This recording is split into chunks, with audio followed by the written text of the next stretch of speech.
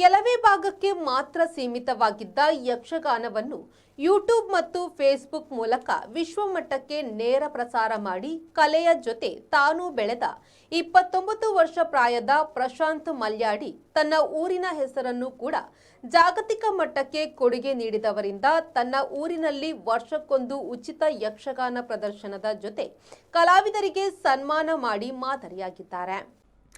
ಕುಂದಾಪುರ ತೆಕ್ಕಟ್ಟೆ ಬಳಿಯ ಹಳ್ಳಿಯ ಯುವಕ ಪ್ರಶಾಂತ್ ಬದುಕಿಗಾಗಿ ಪ್ರಥಮ ಬಾರಿಗೆ ಹುಟ್ಟುಹಾಕಿದ ಸಂಸ್ಥೆ ಮಲ್ಯಾಡಿ ಲೈವ್ ಎನ್ನುವ ಜಾಲತಾಣ ವ್ಯವಸ್ಥೆಯಿಂದ ಪ್ರಸಿದ್ಧಿ ಪಡೆದು ಖ್ಯಾತರಾಗಿ ಇಂದು 10 ಮಂದಿಗೆ ಉದ್ಯೋಗದಾತರಾಗಿದ್ದಾರೆ.